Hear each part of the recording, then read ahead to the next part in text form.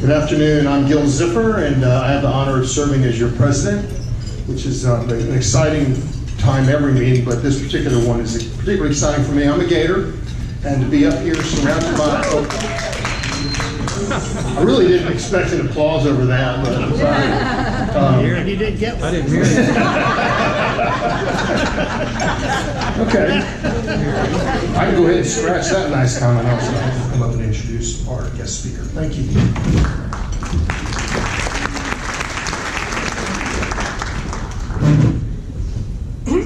Thank you so much. It's my pleasure to introduce John Thrasher, the distinguished president of Florida State University. But good grief, introducing him has been so much pressure. So much has been happening so fast at FSU. When I was preparing this introduction, I didn't know if we'd have the name of a new coach before today's luncheon or not, and whether I'd have to express congratulations, or horror, or confusion. I knew I'd have to comment on it, even though I didn't know who he, she might be. So I wrote 4 separate scripts on what I could say, and I choose one depending on the fans' reaction to the new coach. 1, President Thrasher, this is fantastic. You've hit a walk-off home run for FSU. Heartfelt congratulations from the legion of FSU fans. 2, wow. This choice was really interesting and unexpected. No one saw this coming. I know we'll all be excited to hear what Commissioner Bill Proctor has to say about it in the press conference this afternoon. 3, President Thrasher, I can speak for the majority of Seminoles when I say we understand this was a very difficult choice. After serious consideration of all factors, you and your team made a decision I believe will benefit Florida State in the long run. 4, John, I want you to know that everyone in this room respects your academic leadership. And everyone knows you did your best with this difficult challenge. Bless your heart.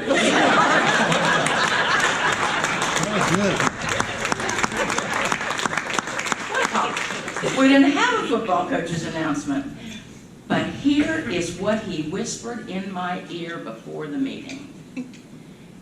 18. The number 18 has been all the talk in Tallahassee lately, but sometimes it's hard to know what people are so excited about when they say 18. Some say it's a trick question, because you know, number 18 is freshman defensive back Travis J. It's also senior receiver DeAnthony McGriff, who, by the way, passed through the transfer portal just like on Star Trek with 2 years of eligibility left. Wow, that's interesting. 2 players wearing the same number, 18. Now, on the other hand, 18 might refer to the fact that President Thrasher was able to negotiate Willie Taggart's contract down to only $18 million from the original $20 million. That's where those legislative skills come in handy. Maybe it means that President Thrasher spends 18 hours a day resolving problems with athletics and hazing and drinking and general good times on campus. In fact, I know that the students are upset about FSU having dropped all the way down to the number 18 spot on the party school rankings. All the way down to number 18, almost out of the top 20. I'm sure their parents are hearing about how upset they are.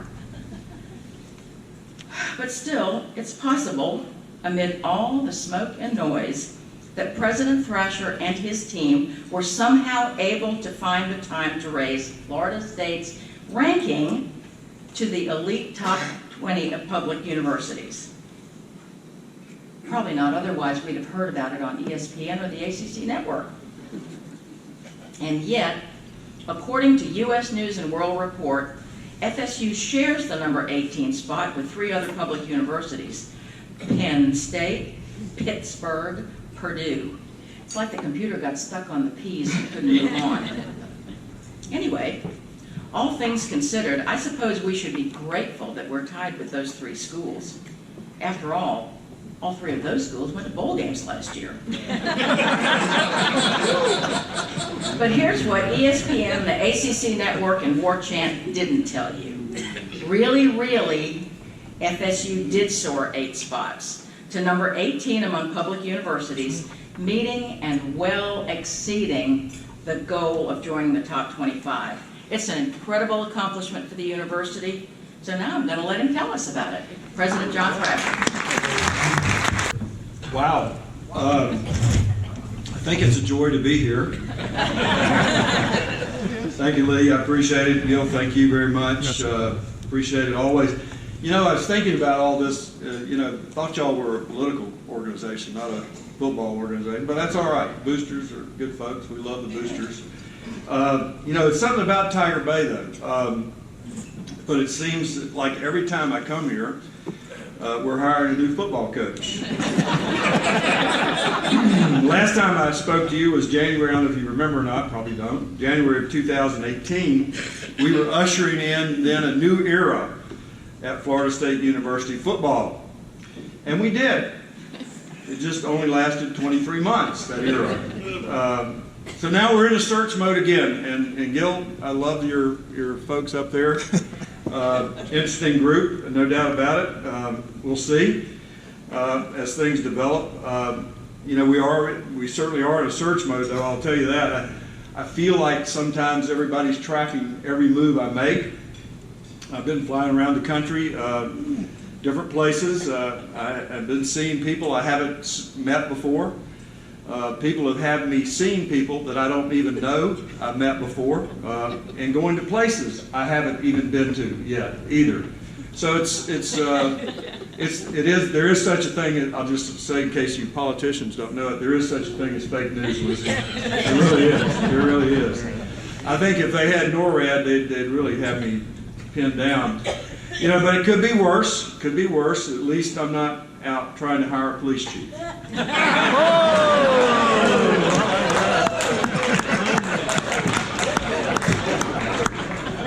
But it has been an interesting couple of weeks. I often say if it wasn't for football and fraternities, it'd be a damn good job. It really would. But of course, I'm kidding. I say this all the time, every place I go. It's the best job I've ever had, and probably the last job I'll ever have. And I'm so grateful that my wife Jean, who's here, has been by my side the whole time as the First Lady of Florida State University.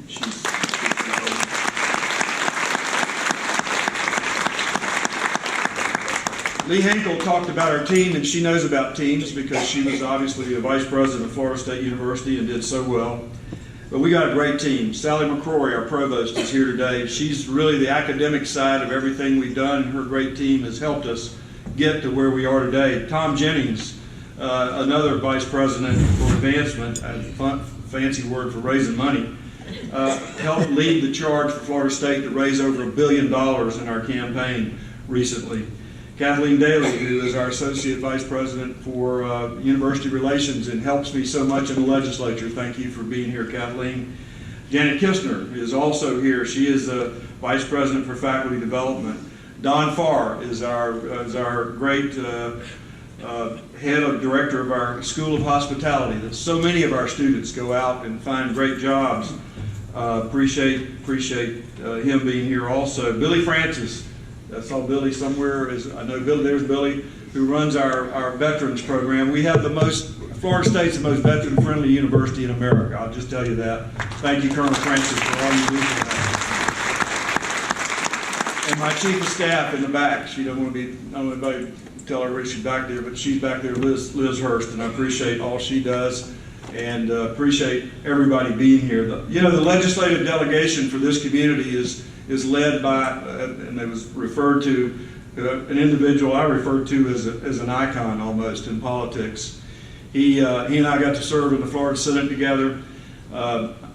He voted my button a lot of times and I voted his a lot more times. But no, seriously, for all of us in this community, I can tell you by having worked with him side by side for a number of years, we are blessed and have been blessed to have Bill Montford as our senator in this community. I don't know what his plans are. I think y'all know I'm a Republican, and he's a Democrat. I don't know what his plans are, but whatever he chooses to do, if it's something in politics or government, I'm going to be right there with you, my friend. Thank you again for everything. I appreciate it.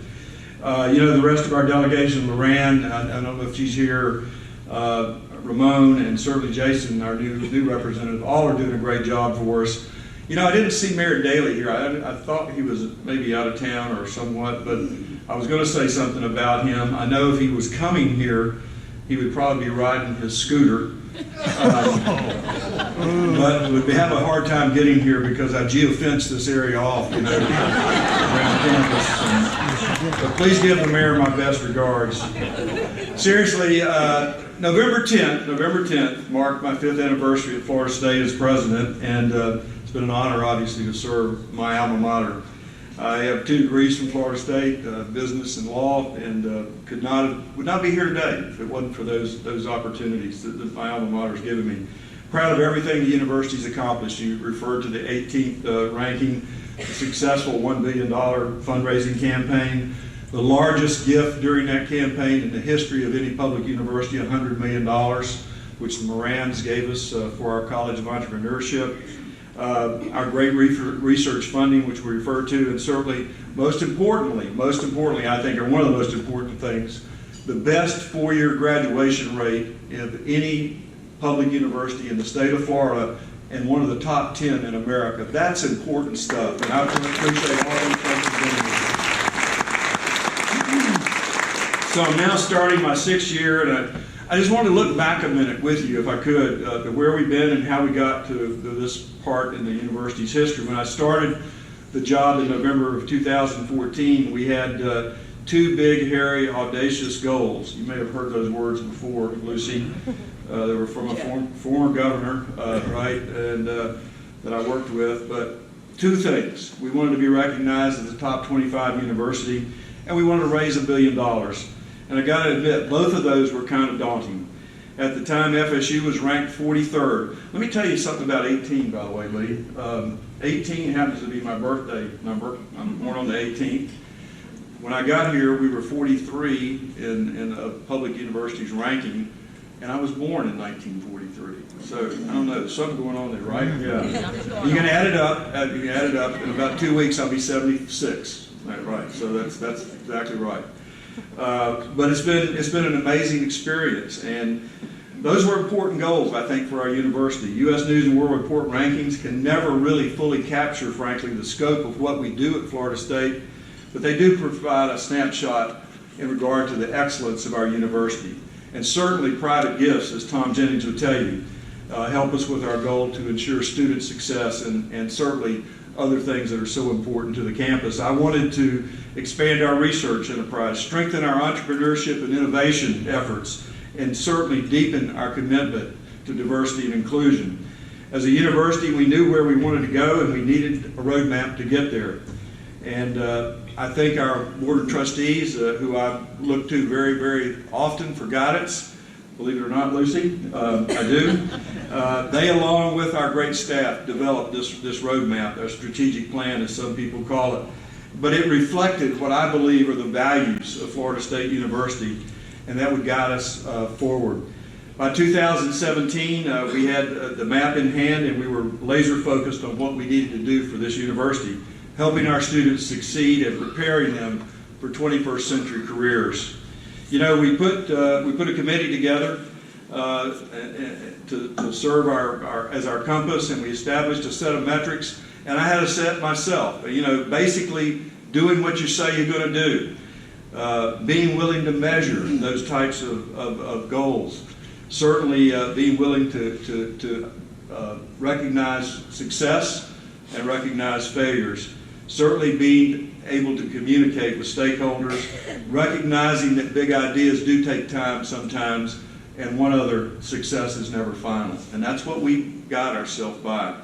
We made our case to the legislature every year. They provided us, and I thank Bill for so much of that, for the funding to hire the great faculty we have.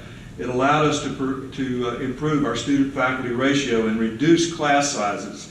Many people remember, probably going to Florida State, that their classes were in large auditoriums, and I bet you'll be surprised to learn that over 50% of our classes have less than 20 students in them today, over 50%. And I thank Sally for that and her great team. Absolutely. These are changes, though, that helped FSU students achieve the highest levels. 93% of our freshmen return for their second year, a retention rate that is among the highest in the nation. 72%, as I said earlier, of our students graduate in 4 years or less. In fact, as I said earlier, our 4-year graduation rate is in the top 10 in the nation among public universities, and certainly number 1 in the state of Florida. And it's even higher than our friends in Gainesville. Thank you. For my buddies that are, I've heard a couple of Gators out there. That's really what it's all about, folks. I really tell you that. That's really what it's all about. Graduating students with the knowledge and skills to be successful and make a difference in the world. Our goal is to invest in our institution, and our reputation is paying off. We're doing a better job of communicating our successes and singing our praises, frankly. That, I think, has resulted in better peer assessment ratings from presidents around the country, and certainly from provosts around the country also. It also has made us more popular than ever. Last year, we had a record-setting over 60,000 applications for this freshman class in 2019, and we might just break that record this year. I'm told for 2020, that our applications are up over 9% from what they were last year. So people want to come here. People want to come to Florida State University. And these students are brighter than ever. I hate to tell you this, but some of you who may have gone to Florida State a while back would probably have trouble getting in today. I know I would. I know I would. Back when I got in, if you had a pulse, that was basically it. So Dominic, I'm not sure you would be able to, you know what I'm saying. You know what I'm saying. Graduate student enrollment is another big deal for us. It's a hallmark, and frankly is a hallmark of any great public research university. And we're at an all-time high now in applications for our graduate schools. Our FSU alumni are giving back at a higher rate than ever before. They helped us beat our capital campaign goal in 2018, and when we concluded that campaign, Tom Jennings and his great team had raised almost $1.2 billion. That's supported, by the way, 1,300 scholarships and over 100 professorships. All these factors contributed to our jump of 25 spots in the rankings over the last 5 years. And we've now surpassed, as Lee said, many fine universities, and are tied with the 3 Ps, as she said also. Our rankings, as our rankings go up, so does the value of the degrees that people have received from Florida State University, and I think everybody appreciates that. Florida State's not the only public university, though. I will say this, to rise in U.S. News and World Rankings. And seriously now, my friends in Gainesville, the University of Florida, are now ranked the 7th best public university in America. Our friends at the University of South Florida are also coming up. And it's all because of the great support we have received from the legislature and other places. We're proud of our relationships with those universities. And by the way, you should know that the state university system in the state of Florida by U.S. News and World Report is now ranked the best university system in America, and has been for the last 3 years. And I appreciate, again, our legislature and our governors and all the leadership understanding how important that is. It's not just a number. You know, we now have 2 universities in the top 20 of public universities in America. There are only 5 states in the country that can say that have 2 or more public universities in the top 20. It's a big deal. It's a big deal economically for us. It's a big deal of attracting folks to come to Florida. It's certainly a big deal of attracting faculty members who want to come to an elite university. We've made a lot of progress in our goals, as I outlined in our strategic plan. I think we're going to continue to do that. We made a big leap forward in our commitment to entrepreneurship and innovation. And as I said earlier this month, we now have the Jim Moran College, not school, but the Jim Moran College of Entrepreneurship. It's the only one like that in America at a public university. And it's all due to the great support the Moran Foundation has given us and our great faculty and directors have put together. That college right now has 760 students, 25 faculty members. Just 3 years ago, we started with 80 students. And it's a result, again, of the $100 million gift that the Moran Foundation gave us. And I hope you've had a chance to go to our building on Monroe Street. It's really, really nice. And we have a lot of events there, and certainly hope you all will take a look at it.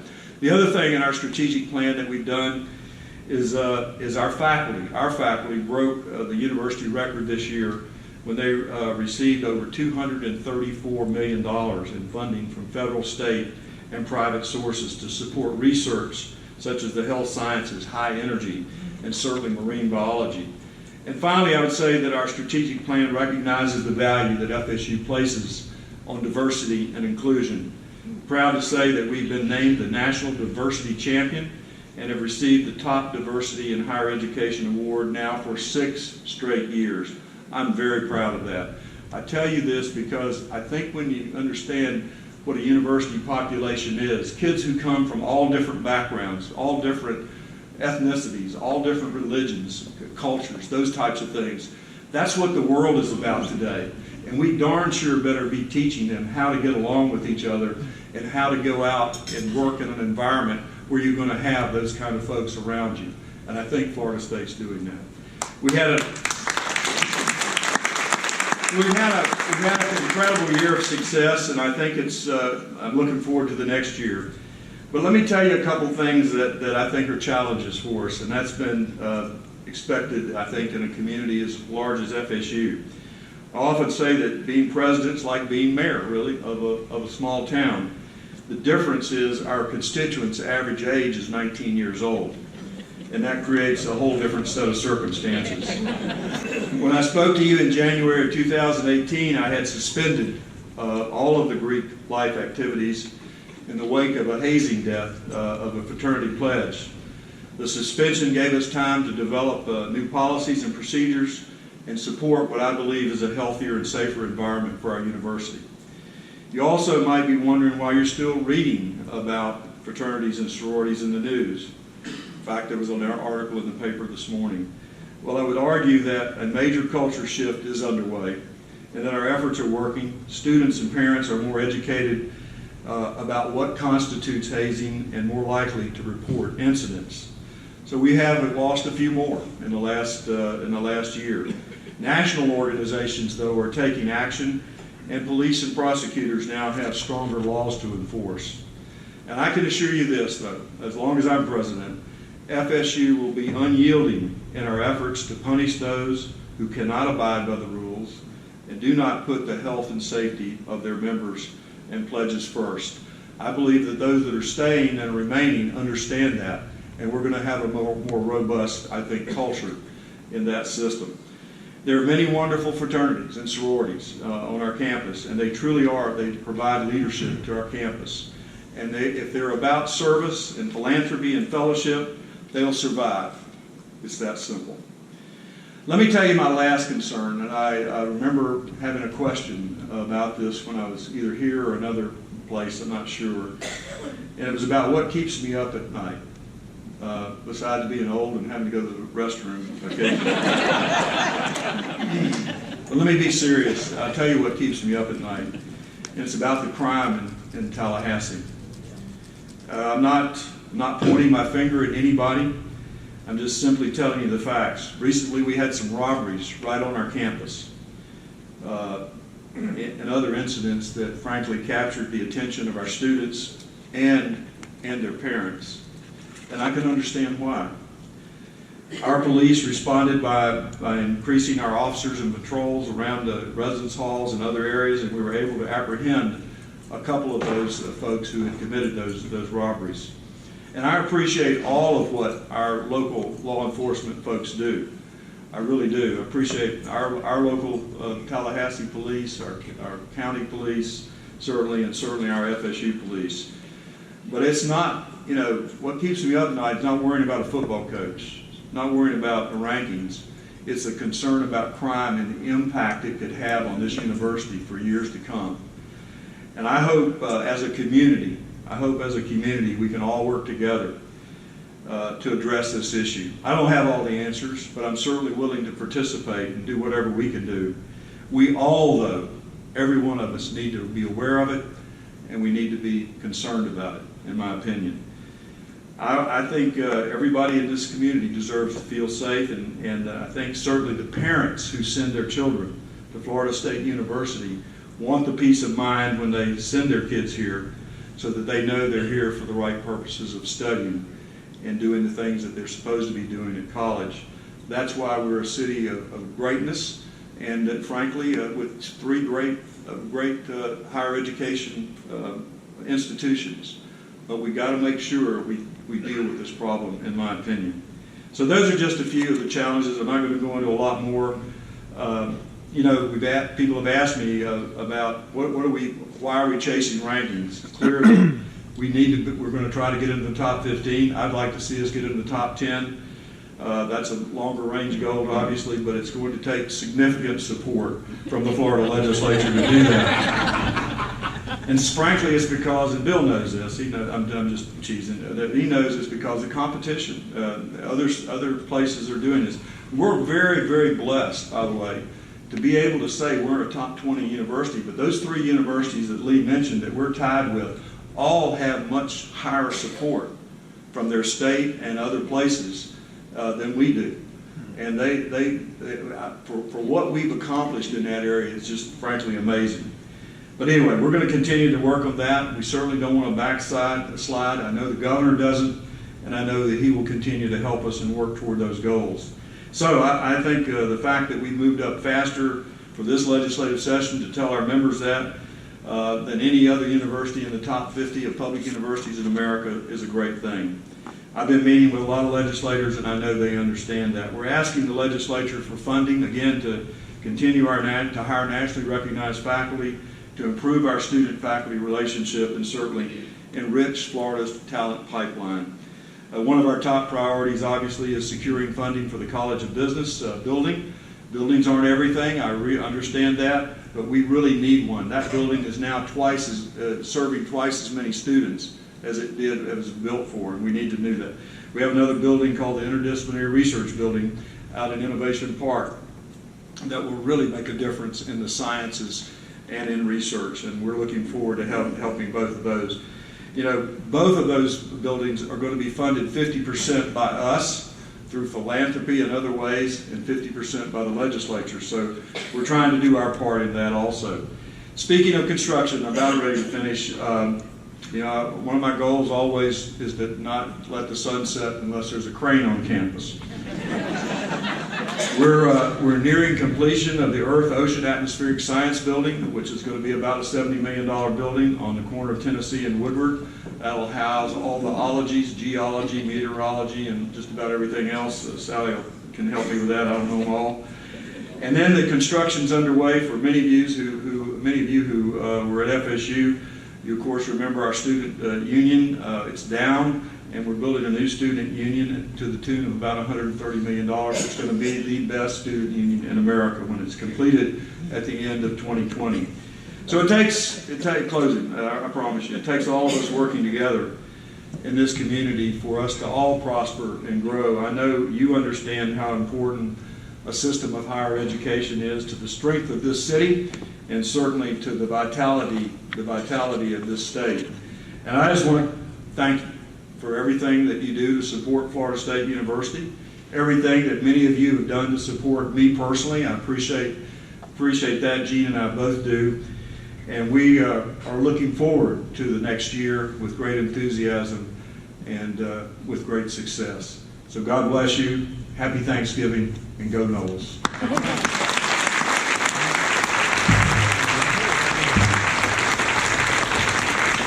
We're going to just have a couple of questions. Yeah. I have two. The first one is, who's the football coach? The other one is, it has to do with construction. Is there a timeline for this complex? I know the College of Business is potentially over here. There's also all these other things that Yeah, put some blueprint money yeah, aside. yeah. The blueprint project, which Gil knows about from his time, is one which we still are looking at. There's a possibility of a convention hotel and some other resources on this property, but we are looking at that. I think a lot of other things have to come together, but it's certainly something we're looking forward to working with local governments on. Absolutely. Yeah. Yes, sir. Thank you for coming. A friend of mine who we both attended this university came back and hadn't been back in about 25 years. And as we walked around, he was stunned on how beautiful this place had become. Yes. The question to you is when I showed up and when you were here, how do you translate that hunger that we had when we were not the nicest, beautiful, most place in the world to this next generation of FSU students? Well, again, I think part of the, when folks who come here for visits, and we have a lot of tours that come with students, prospective students and their families. Every time I go out in Westcott and they're there and I get a chance to talk to them and all that, and I do a lot of that, first thing they say is, this is the most beautiful campus we've been on. And it is so because we've put the resources in to make sure it stays that way. We have the consistency of the buildings. I think just the whole atmosphere of Florida State. Florida State's got 42,000 students, and that's a large number. But believe me, it feels much smaller than that when students come here because of the footprint and because we don't have those damn little scooters too. But I love you, Mayor. I love you, Mayor. I'm just kidding. But seriously, it's just a place they feel more welcoming, I think, and because of the atmosphere and the closeness of it. And frankly, the family orientation. I think we still have that feeling, and that's why we're getting the kind of applications that we have, in addition to the great programs we have and the great faculty that Sally and her team have put together. I think all of those things make a difference. Yeah. Barney Bishop, how you doing, buddy? Great, Mr. President. Thanks for being here. You've done a phenomenally great job. We really appreciate it. So I have two questions for you. But? No, but not whatsoever. Barney, my friend. Two questions. One's the softball and one's a little bit tougher. Okay. So let me give you the softball one first. Tell us a little bit about academic research to market, where you're taking some of the products, certainly out at Innovation Park, and bringing those to the marketplace so that will get people jobs. And then the second question is a little bit tougher one. I remember when you were being vetted to become the president of FSU, and I remember the protests that were happening. I couldn't tell the faculty from the students in both behavior and in dress. So my question to you is this, and that is that I think many of us are concerned about, you have a diverse population. The question is, do we have a diversity of opinion that's being taught on campus? Or are we just promoting a bunch of kids that need to go to free speech places, zones, and things of that nature? We don't have free speech. First of all, we don't have free speech zones. We have people who want to come to the campus. They have the right to come. I believe strongly in the First Amendment. Do I agree with everything that comes to campus sometimes and folks who talk about certain things? No. But I believe firmly that we have at a university, they ought to have the right to do that unless they're being disruptive or causing some kind of potential harm to our students or faculty. But the First Amendment is the guiding principle in that regard. Fortunately, I think, Barney, we have a diverse, I think, I don't go to every single, we have over 2,000 professors in this university, so I don't go to all of them, but I hear back from our students, and I think our students are really thriving. We're sending our graduates out to some of the great businesses in the country. We're sending them out to some of the great places in the country, like New York, for where they go to theater or things like that. By the way, we're in the top 10 of universities in America that have current people performing on Broadway. We have some great, as you know, our band last year, our Marching Chiefs, was the only band in America to march at the D-Day celebration on Omaha Beach, the only band, and I could not be prouder of that. Our folks contributed the money. Every single band member who wanted to go went. So I think that thing is there may be out there isolated pockets of liberalism or conservatism. I don't know. All I know is our students are getting great jobs, And I think they're smart enough now, frankly, Barney, because I think of what we've done over the last 20 years in public education. When they come here, they know what they're about. They know what they want to do, and I think they're getting there in 4 years, and that's a positive thing also. As far as the other thing goes, we're always looking for synergies between our commercialization of ideas and research from our great scientists that we have, and it's working out. Gary Ostrander, is our Vice President of Research, has done a fabulous job. We continue to work with the local community, but other places around the state and the country in trying to attract the best and brightest businesses here to indeed engage in some of those research opportunities. I'm sorry. Dominic Calabro, everybody, if you don't know him. Yeah, my friend, my buddy. He got vetoed about $100 million of our projects when I was in the legislature, but that's all right. I still like him. Next question. So I joked with John about this, but what's $100 million out of $2 billion among good friends? So, I did do okay. I did okay. Mr. President, and you and First Lady Jeannie, you've been fantastic for us. You've made Seminoles proud. You did a great job. One of the best presidents we've ever seen. So Thank you very much. I appreciate it. Number two, I know you're doing a lot, but talk a little bit about what FSU is doing to constructively assist in rehabilitating and restoration of the Panhandle after Hurricane Michael. Well, first of all, my former chairman of the board, Alan Bentz, and I think Gwen Graham, both started that 850 campaign. Our folks over in we have a campus, I think many of you know that, in Panama City. They have done a lot. We had over $10 million of damage from that hurricane just on that little small campus that we have about 1,000 students in. That campus is doing extraordinarily well, by the way. We're getting ready to build our first residence hall at that campus, and I think it'll enhance it tremendously. Randy Hanna is doing a fabulous job. He's working with the local folks over there. We're doing everything we can to support our students and certainly our faculty over there to ensure that not a single one of them, by the way, who were hurt by that hurricane lost any opportunity for their education, and the ones who were ready to graduated, and certainly we kept everybody on time. But it's a serious problem over there. If you have not been over there, I promise you, you will still see over a year later some of the incredible damage that's over there. We all need to be cognizant of it, and we all need to be concerned about it because it's such an important part of our great state. I do think it is a forgotten part. I think so many people did forget about that area, but it was devastated. It was devastated by that hurricane, and it's something that hopefully, I know Bill sees it every single day from his constituents around this area, that they still need help. They still need help, and I think Bill and his colleagues in the Senate and the House, and certainly the governor, I think are looking out for some of those folks. Yeah. Two more. Lisa. Nobody else has asked, so I will. Could you elaborate a little bit on what you're doing to find a coach and how much you're going to pay him to go away if we don't like him? No. Any more than I would pay you to go away, Lucy.